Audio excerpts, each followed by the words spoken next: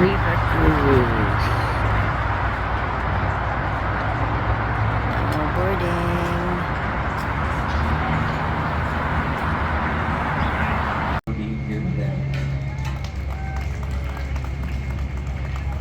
Just came off the main branch of the river. We have the north branch to the right, south branch to the left, and this center point that we're in is called Wolf Point. Now, if you studied U.S. history, you might remember that French colonization in the Americas was point here was a huge fur trading depot. They had a tavern on each shore that they could trade their furs at. Only they didn't have all these bridges, so they would have to ferry from shore to shore, like a fur trading bar crawl, if you will.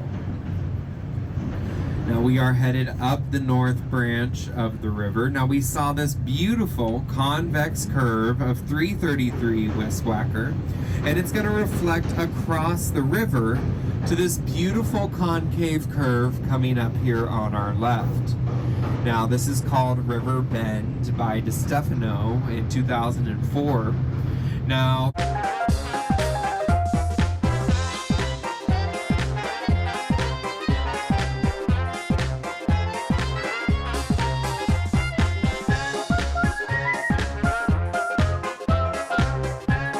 that's been designed by a woman. Okay, so let's make some noise for the ladies. This is the St. Regis into consideration. Now looking at this building, you might be like, Tyler, are you sure they finished it?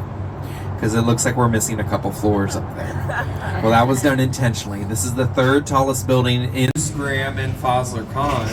And this building employs that same ancient Egyptian concept of bundled tubing, because this tower is actually 9 separate towers that have been bundled together to support its height. And so we can see them rising up and breaking away at different heights, allowing those last 2 towers to reach all the way to the top.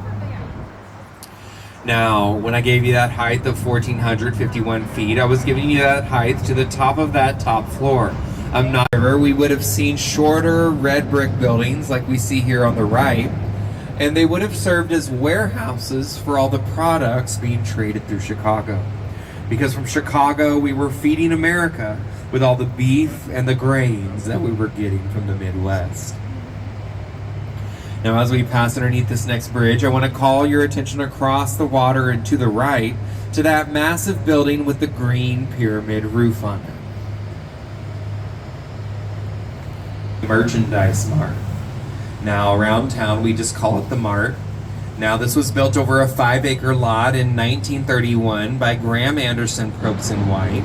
And when it was finished, it was officially 4.3 million square feet, which made it the largest building in the world. And it's going to maintain that title until the Pentagon is built in 1943. Now, this building was originally built as a marketplace. This is where all those catalog companies would go to find the products that they would want to sell to Americans. It's still a design hub today, specifically for interior design. If you go into that building, you'll find furniture stores, textile shops, and art shops. And my favorite thing about this building is that Thursday through Sunday night, they will show Art on the Mart, where they're going to project art across the entire southern facade of this building. And you'll see classical art, modern art. Sometimes you'll see art from Chicago high school students, which is really cool. That narrow white tower. Now, when it was built, it was the narrowest tower in the house, which has some of the best views of the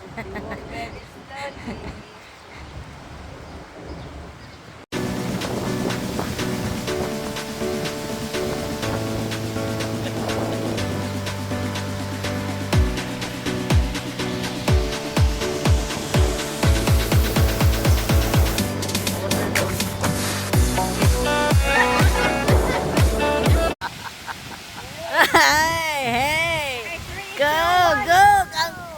Kuya Fred, go, go.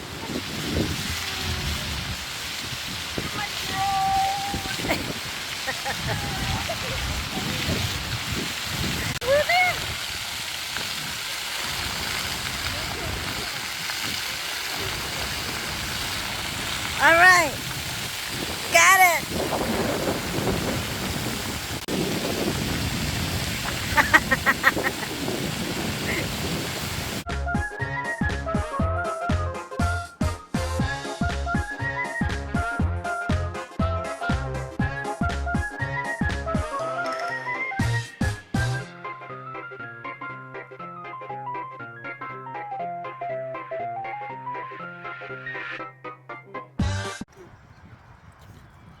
Asa mo tanong? Mas magsaysay day. Sagbayan day mi, sagbayan. Sagbayan? Danau. Danau? Day taga Danau mo adto. Day taga San Talibon mo Carlos. adto, San Carlos, sa pa San Jose. Sa Baliko ko day. Baliko ka, suburban ko na. Suburban. Hawak mo ang dito. Who found Chicago? Ha?